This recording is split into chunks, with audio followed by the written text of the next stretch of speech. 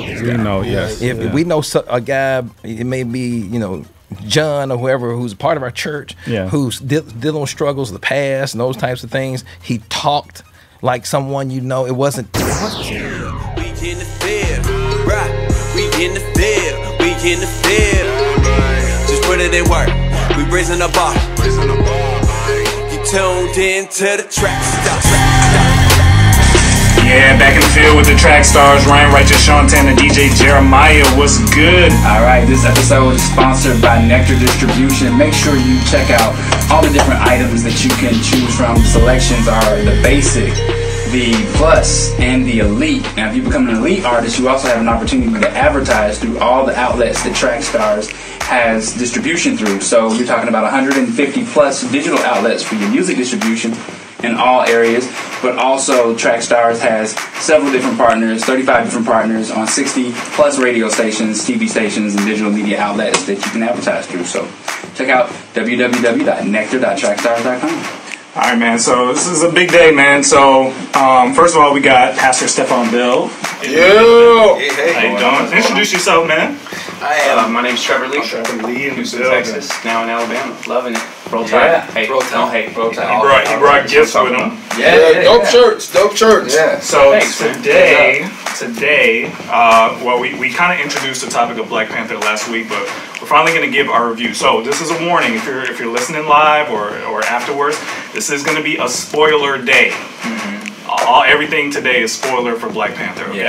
So if you haven't seen it yet, you need to turn it off now and come back when you're ready. Okay. All right. So first off, review of Black Panther. Everybody's seen it now. What did you guys think? It was awesome. Beautiful. Awesome. It was. Now, the reason why it hits home with me is because I'm not a big comic book fan. So, you know, just being able to see a comic movie that really intrigued me from start to finish was good. Yeah, it was interesting sitting next to Ryan because I could tell he doesn't like stuff like this. But there was but there was enough stuff in there that hold his attention. There was a part where he lost it a little bit. Yeah. But he got back in there. If it can't happen in real life, I can't get with it. Like, I like movies about espionage and politics and things like that. Like I can't get with stuff. I don't understand. What about Black Panther can't happen in real life? I think the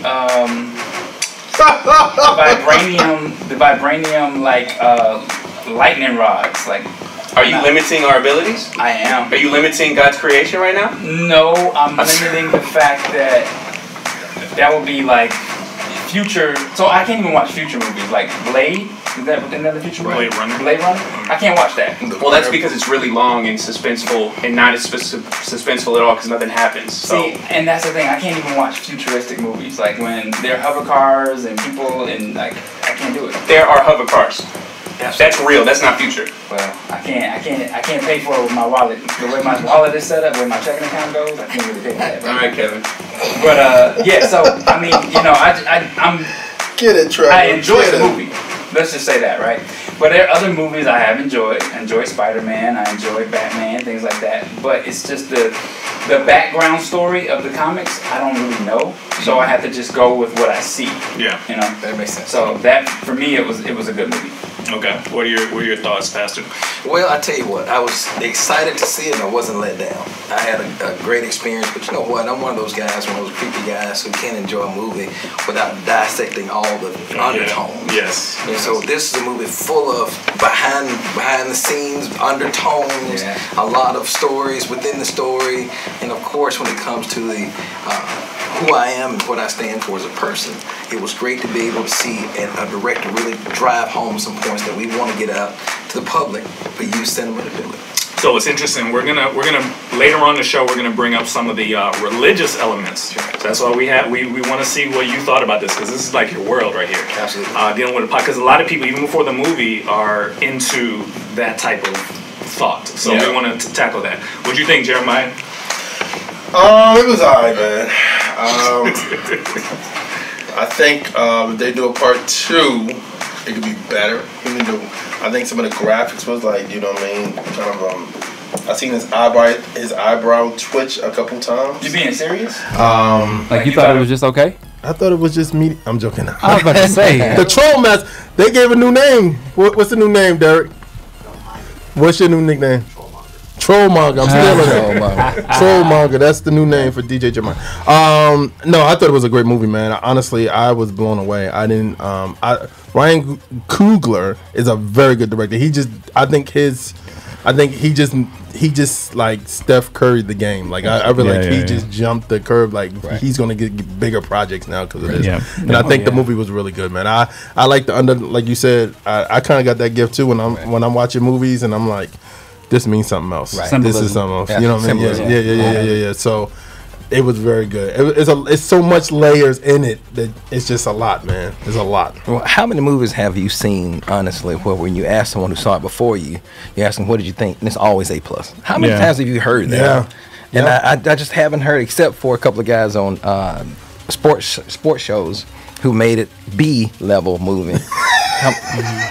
But everyone else I asked before, I say, hey, what did you think? What did you think? And the response was always the same. A+, you got to see it. And I don't get that often. Yeah. I just don't get it often. Yeah. Everyone's got something to say about something. Right. And I don't think you really can say anything about this one. I think it was well executed, and I think the fact that it was also, a Marvel movie with it being that way. I mean, they execute on a whole nother level. So it was just a great team, I think, overall. Right. And so the fact that they were able to take on something like this made it possible to get all those different elements. I mean, if you think about the director too, I mean, he took it so seriously considering his past, directing Creed and directing that other film about, the black guy who got killed on the train. Thing. Yeah, there it is. Yeah. I couldn't pronounce it. I didn't want to mess it up. Yeah. Fruitvale. There it is. Very good. Yeah. That was... Thank you. That's why you're a pastor. Right. I enjoyed Lead the flock. I enjoyed the entire plot, right? Because that's one of the things I look for in the comic book movies, because it's got to hold me, because I'm not into the whole sci-fi, I'm not into the fighting scenes and things like that. So the plot has to hold me. Right. And so that held me. What was it? Spider-Man Homecoming, that held me. So it's different things like that I look for. And also my wife enjoys those movies. Right. So I sit there with her and try to watch them as well. They had a great opportunity here, though, because this had never been made before. They're not remaking something that had never been made. So they really got to set the standard with this, which is great because they're already at the best standard they've ever been. Yeah. And I'll be honest, too, a lot of movies I don't see when someone gives me a rating on them. Somebody says, oh man, it's an excellent movie, you're going to love it, you have to see it.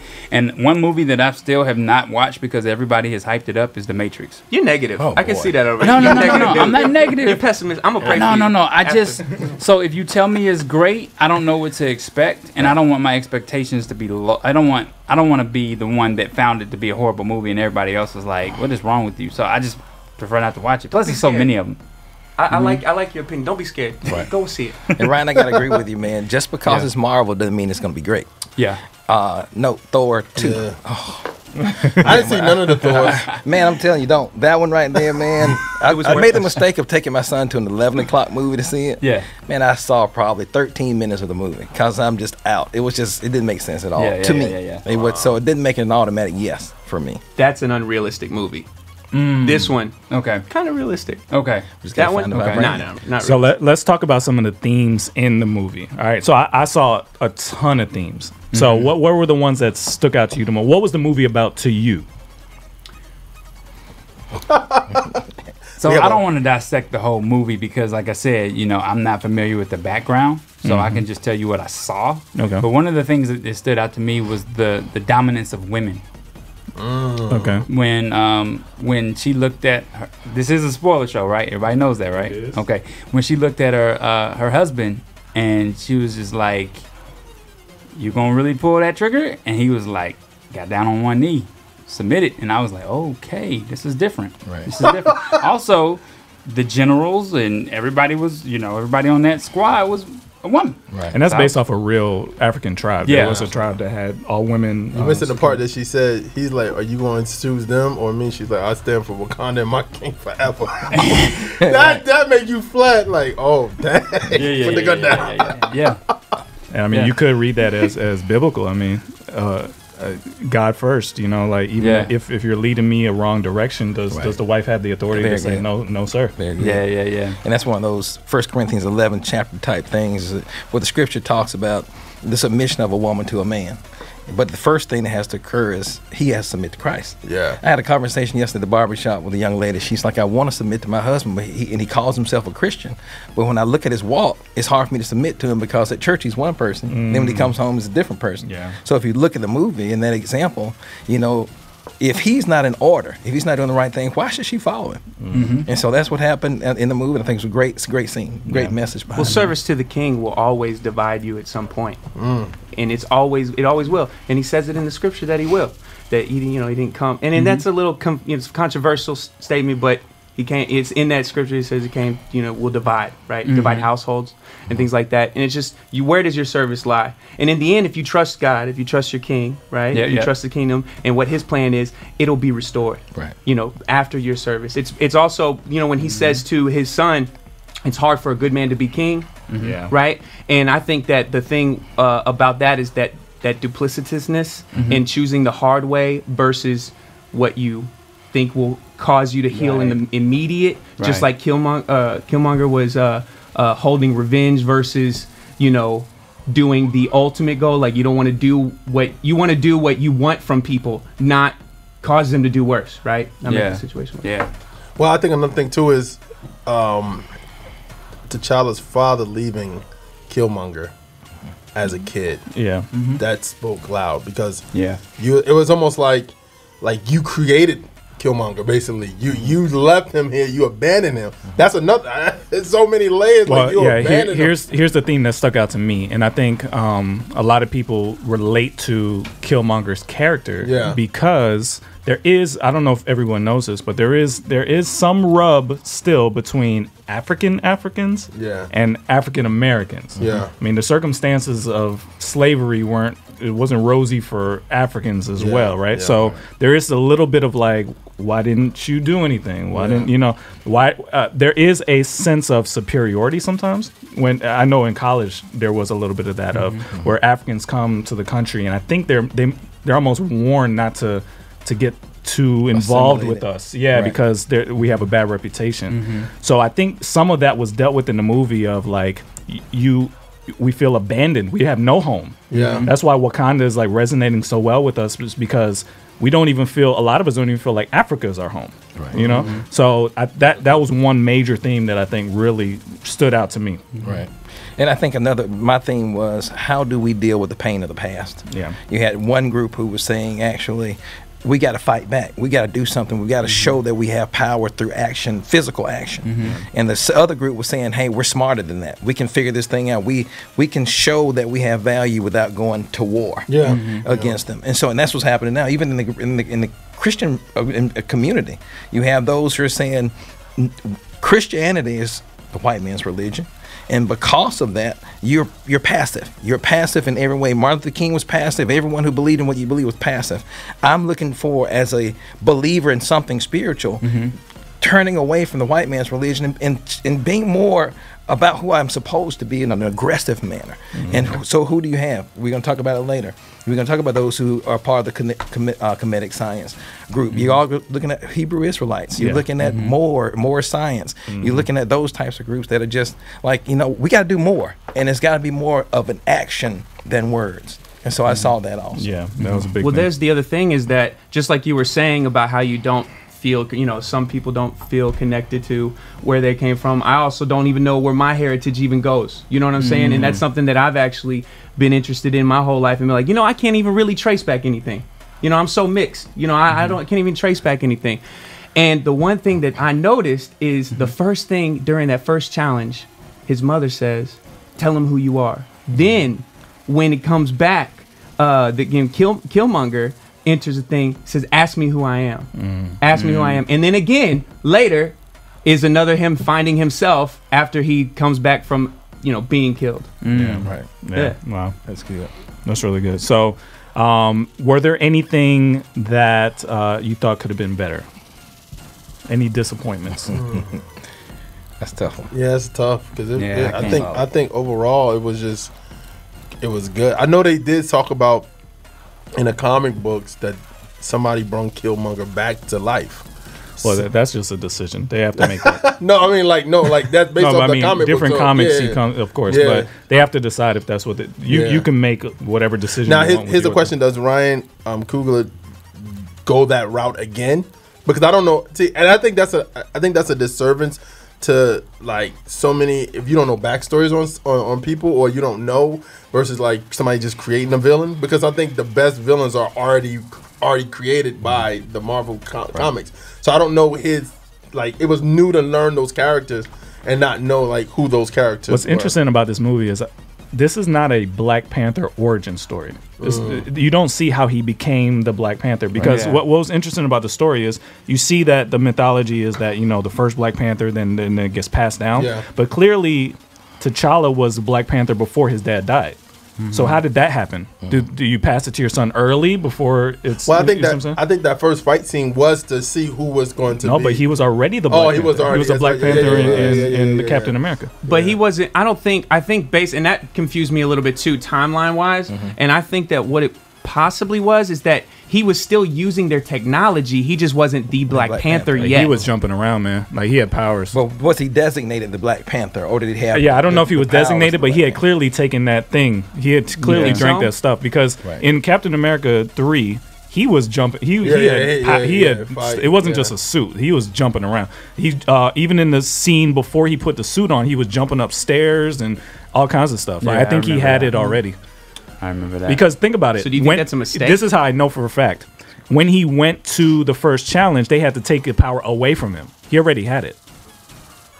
He drank that whatever it was, and they took it away. So you talking about from the dude that was like almost like kudos is barking. He did say restore. You're talking about from Killmonger. Yeah. From what's his name, the butler guy.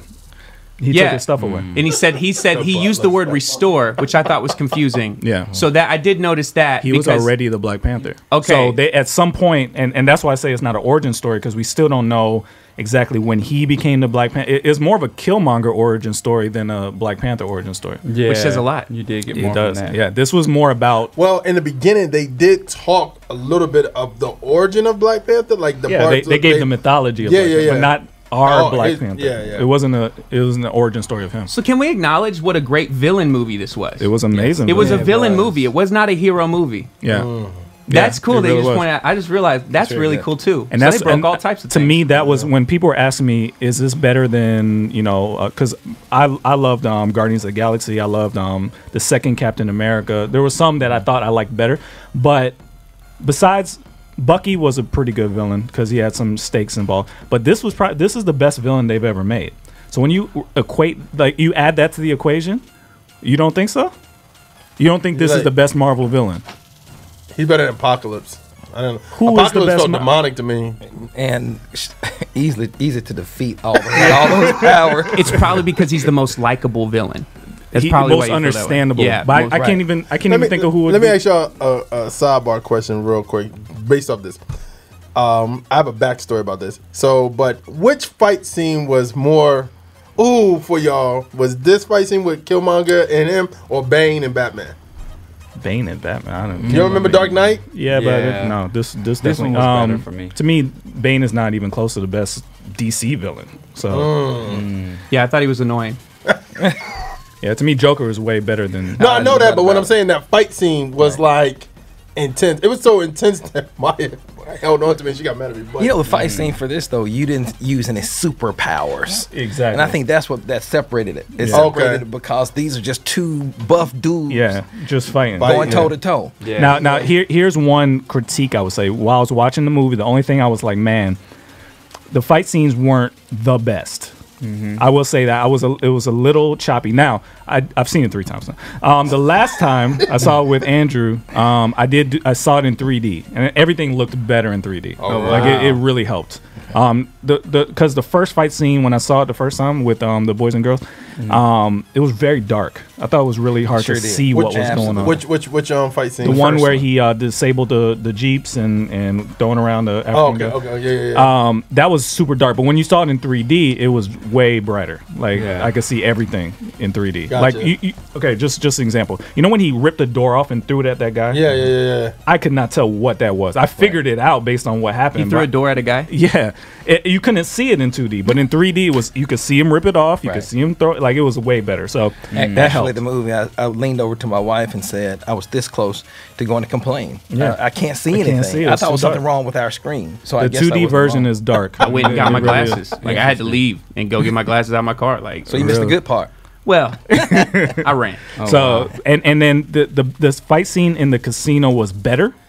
But it was still a little too shaky to me. So I just, as far as Coogler, I thought the scenes in Creed were smoother fight-wise than they were in Black Panther. But if you're that's the only critique I have. If you're so serious about the film side, well then you would know that that's actually a technique when filming fight scenes. It's a shaky thing. That's a classic Bourne idea. They've done it in Marvel a couple times and other. I've noticed it, and I think because it's such a high quality film, it's like it almost takes you out of the film when it is a little bit more handheld. And I've seen it. I've seen it before, and I just mean, like, I don't know what it was, but I've seen movies get real tight, like real like in action fight, but it was just a little too much of that. Just like slightly too much. It was either too close to the action, too shaky and close. Like even I like the casino scene with that one shot with her jumping off the thing, and then you see it switch to Nakia, then you see it switch to, that was great. But it was almost like a half an inch too close to see exactly what was happening. But to me, it was too. Exactly. But to me, it was like, I still like it. Still like it. It was just, that was the one thing. Like, but yeah, that's the only critique I had. But they were actually trying new technology with that fight scene. I don't know if you saw that. They were using drones that would bring the cameras up from the floor up to that fight scene at the top. I need to see the bomb. And it was the first time they were using this, so he innovated actually. That like I said, like it looked great. Like that whole move, I could tell where they had to make a cut when she jumped off, but everything else was one smooth shot. And you could see where they added some CG to get him up to that second floor. But that whole move from even when after he shot him and everything like spilled out in the air, that whole move was great. That's when I was like, okay, I'm in this. This is good. One of the things I really appreciated about symbolism was when the other tribe showed up. You know what I mean? Like, they asked for the help. He said, you have my word, your mother will be safe here. Yeah. But I just like the fact that they were so against each other at the beginning, and then at the end, they had to come together. Because he's actually a villain in the comics, that guy. Okay. M'Baka, like, he's a villain. So it was he's probably a real villain. I feel like this villain was probably more of a foil than an actual villain because he was so relatable. And he really, what did he really do that was so evil? Kill a lot of people. I mean, but he said he did that during the military. Yeah, I'm talking about like in the actual storyline of the movie. In the storyline of the movie, it was definitely understandable. Like, I could see myself being that angry. I could see myself being like, okay, y'all need to fix this. You killed your daddy killed my daddy. We got a problem. I didn't quite. Okay, one more thing. I'm sorry. One more thing that I was like, I think they should have reshot the scene where he killed. What is the man's name? The butler guy. Forrest Whitaker. Forrest Whitaker. I think they should have reshot that scene because it was just like, I'm gonna kill you first, uncle, and it was just like, man, it lost a little bit to me. Yeah. But that's it. It's just that one scene because I felt like he should have been. Who else but him should he really be mad at? Right? Well, he should be mad. But he was rightfully mad because he could have been heir to that throne if he was older. This kid didn't even know nothing about this. Like, shouldn't you really be mad at him? He's the one that set your daddy up. Yeah. Well. Yeah. So.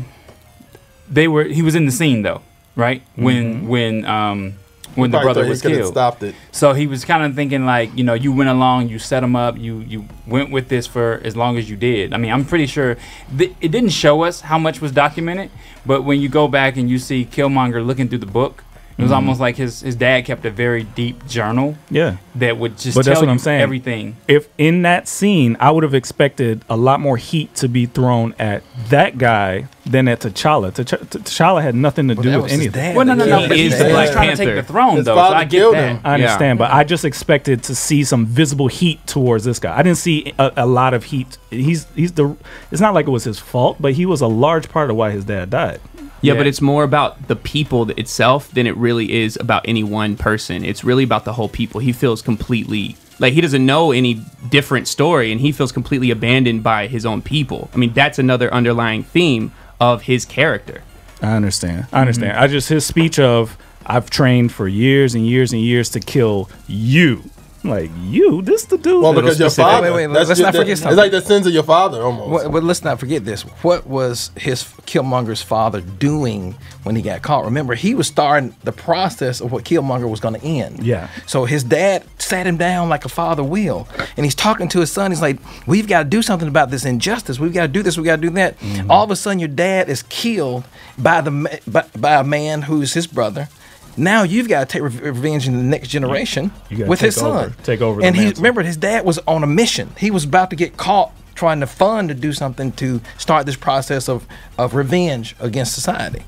So son is like, hey, you stopped my dad from moving forward. I'm taking it to another level. And your dad stopped my dad, so I'm going to stop you. And I'm going to be killed. Let me ask you a question. Do you think he should have killed them in the scene when they were fighting in the water? Of course, I mean, but you knew what was gonna happen. Like, no, I mean you knew like he got thrown over. That scene was from the comics. Like he actually does throw him over the waterfall. So they were sticking pretty close right there. But yeah, like he should have, of course. Every villain should have killed the person that's in every movie. No, but I'm just saying, like, rip their heads off. Like it had something where, because I thought. I knew. First off, when you're in the middle, because that was like the middle of the movie, and you was like, "It's more to come," so you know he's not gonna die. So that's just the thing that when you seen it, like I think it would have been even more believable if he would have got like stabbed or something, and then it would have been like he threw him over. Did get stabbed. No, I'm talking about like something in him. You know what I mean? Like I don't know. No, I understand what of course, yes, you should have killed him. Like in real life, yes. But of course you couldn't have. You knew what had to happen. I mean, they showed previews for Infinity War before the movie started. So it's like, okay, clearly he's okay. He's gonna be okay, right? But yeah, so I mean there's a ton of other things that happen in here. There was a couple one more confusion. And this wasn't a problem for me, but I did hear people talking about this. I understand how he figured out how to get to Wakanda by reading his dad's books, but wasn't it pretty lucky that he found the one guy that him killing Claw would sway, right? You went to the exact place you needed to go to, and you found the exact guy that had beef with T'Challa. Right. Yeah. But he knew his father was having beef with Claw. No, how would he? He would have known that, right? You would have known, because the only source of information, because Claw killed his father unless Claw told him in that. Civil War, right? That's what they were saying. No, he's talking about the guy who Get Out. Yeah, when Claw. You're saying bring him. Yeah, Claw killed his family. Claw killed his family the first time he attacked. Unless Claw told him that, and how would Claw know? He just set off a bomb. The only reason that guy got swayed so much was because that Claw killed his dad, and he brings Claw to him. Like that was. I think it's the placement of where their tribe was. Yeah. They just happen to be the border tribe, but it's just really, really. That was fortunate. A great coincidence. Yeah, it's really fortunate because that swayed him and that jacked him up. Right. That's a good point. Yeah. So that was the one thing. It's like, oh, okay, good. But unless their people knew about Claw and knew that, hey, this guy is he killed his father. And like we need to get him, because remember that before they went out to the casino, they were saying like, "Hey, Claw need to come back dead, or you need to bring him back here." So Wakanda has a whole I couldn't help but feeling like, man, just a really good sit down between T'Challa, and they would have just cleared it all up. Like this is the guy who took him from me to give it back to you. Like. You understand? Like I was doing really well until this guy messed it up. No? Yeah. No. Just a really good sit down, I think, would have solved all this. Killmonger was about that action. That applies to a lot of situations. Give peace a chance. He was about that action. He was like, "Yo, this is my kingdom." I mean, the thing about. Do y'all think Michael B. Jordan was very good as Killmonger? He did a great. It was a great role. His character design, like just from the first scene you see him in, the tall braid with the which whole was at thing. The Hobby Museum in Atlanta. He looked, which was crazy. It's like you see African something like that. But yeah, like his whole character design, his setup was almost like the Joker setup. Do you remember when the Joker broke into that thing? Yeah. It was just like. just like villainous villain. You know what I mean? Like, man, this is cold-hearted dude. You know. And the good thing is, if you really think about it, they didn't really show Claw. They showed Claw a little bit, but he was the main focus. Killmonger was the main focus. Like, if you really think about it, like at the museum, how he was the focused person, as Claw was like his assistant versus how they had it in the movie. And it's really a surprise villain, if you think about it, the way that they rolled it out, because he's helping who you think is the villain. Yeah, if you didn't know what was going to happen, you wouldn't think that this is the guy that we should be scared of. You would think Claw, because the character, what's his name? Circus, Andy Circus, or whatever, something like that. He was Gollum in Lord of the Rings. He did a great job. That whole scene where he's singing "What's Love," like that was just like his acting in that scene was so good. He did shout out SoundCloud too. he did. He was a great character in this. So first of all, I just have to point this out. Letitia Wright, the person who plays Suri, she murdered this scene. She murdered this role, and I just have to specifically shout her out because there was a scene, an interview where she talked about how she became a Christian. She felt like she was worshiping acting, so she fell back, found God, came back to it, and she absolutely power of the Holy Spirit murdered this role. She killed it. She stole the movie from me. Honestly, she is the reason why I was excited about seeing it. That scene with her personality shone through this whole movie. And I just want to give her a shout out, man. First of all, thank you for sharing your testimony. That's going to speak volumes to people. And I think she's set up for the future. I would love to see her in here. Like, I want to hear her story. Because she was the standout to me in the whole thing. Yeah, absolutely. Well, you know, going back to Michael B. Jordan, I think I really enjoyed his character because they allowed him to be a person that you know. All of us know this guy. We know, If we know a guy, it may be, you know, John or whoever who's a part of our church, who's dealing with struggles of the past and those types of things. He talked like someone you know. It seemed like his lines were created, but he deviated from them to make him himself. And so the terminology he used, it was relevant street terminology, and he wasn't a Marvel villain where it sounds like some guy from London who's coming to kill everybody. Like a cartoony villain. Like, he wasn't. I'm proud of Michael B. Jordan because he hadn't really played a character like that. You would assume he had already, the way he acted it, but if you look at Creed and Fruitvale Station, he wasn't that guy. He was never that guy before. He was never like that witty, like, you know, thuggish, like, you know, he never acted like that before. So the fact that he brought that so convincingly to this, he knocked it out. He killed it. Future's bright for him. I think Chadwick Boseman. Chadwick, I loved. He was convincingly pure-hearted. Like, you could tell. Like, and if you, the accent is convincing. Like, everything he did, he's a great character. And I had a debate with my wife Alfie before the movie. Couldn't Michael B. Jordan have been Black Panther? Like, before he was, like, could they have switched? But there is something pure-hearted about the way Chadwick portrays Black Panther that it just, you believe him. Like, you believe this is who he is. And I just, he's good at that. That's the roles that he plays mostly. Wait, are you saying he's not African? No, he's from South Carolina. I've only seen him play African. No, he was. Because you know that movie where he goes to L.A. and his sister. The King. Thank you. No, he was James Brown. Yeah, he's James Brown. He was James Brown. He was Jackie Robinson, who's from the same area. He looks different without the fro. And I told Alfie that, like, he's older than you think he is. He's like 40 something. But good genes. Yeah, like, he's perfect. He's a perfect actor because you can't really tell where he's from. Like Alfie, of course, knows, like, oh yeah, he's from back home. Like, you know, he looks like everybody I know. But he looks like he could be like from London or anywhere. Like, he really looks. He looks like he could play anything if he wanted to. So the whole cast, first of all, awesome. The general, what's her name, from Walking Dead? I can't remember. She killed it. She was good. Like, literally everybody. That's a did piece a great too. job. That's a piece. If y'all remember when she was walking with the wig on, that's a piece too. That's there's a lot excellent there. message. That's a piece too. That's an excellent message. There's a lot And there. she wasn't feeling that at all. Like, she wanted to be natural. I almost was wondering what would people be offended by what she said? Because she was like, this is dumb. Like it was like us having to do this is dumb. Right. And I'm sure some people disagree with They didn't catch it though.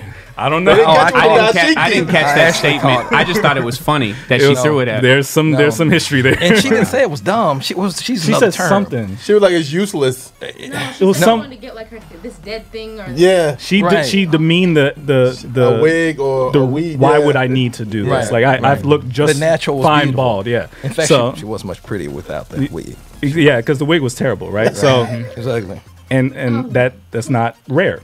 So bad wig. Right. So yeah, like, but I was wondering if people would get offended. Yeah, I don't think I haven't heard anybody. Yeah, that's what I'm saying. But I was like, wow. Well, you know what? That kind of leads us to another conversation about a movie that allowed true African beauty to be magnified. That's real. Yeah. For the first time I've seen in so long. That's real. Growing up, I'm almost 50 years old. I grew up where the only beautiful women looked like Farrah Fawcett. Yes, yeah, right. Yeah. When they said beauty, and if you had a Google in 1975 or whatever, and you Google beauty, every picture will look the same. But within this movie, I still see guys talking on Facebook about how beautiful the women were in this movie, and they were chocolate. Yeah.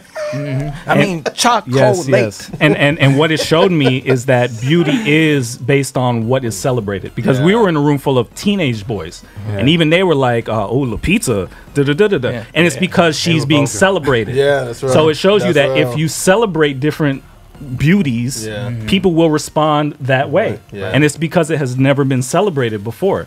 They responded to her the same way they would have responded to any other person if you put them on a pedestal. So a lot of it is what you're taught that is beautiful. And I think it's changing, like, all of them are. It's not just this one person, this type of person that's beautiful. And I think that shown to me, like, I mean, these are unfiltered boys. They weren't like, they were teenagers, and they reacted the same way. Yeah. So I thought that's a big thing. I just want to reflect on the fact that I used the name Farrah Fawcett in 2018. I apologize to all you guys. You were like, who in the heck is that? I know who that was. I know who that was. I know the name, but I the original Charlie's Angels. Right.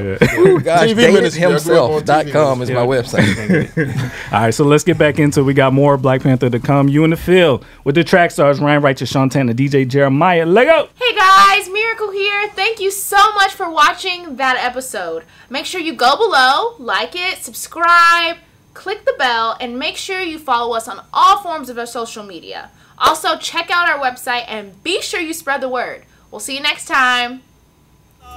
We know not what we doing. Screw that, they know, let them have it, do it. Okay, I'm erratic, prove it. Never mind, got a mind that'll wind up with me in a lineup behind bars with these bars. Okay, my time's up. Team Freedom. Yeah. We not through yet. All right. Trackstarz Music presents. Turn my volume up. Turn me off.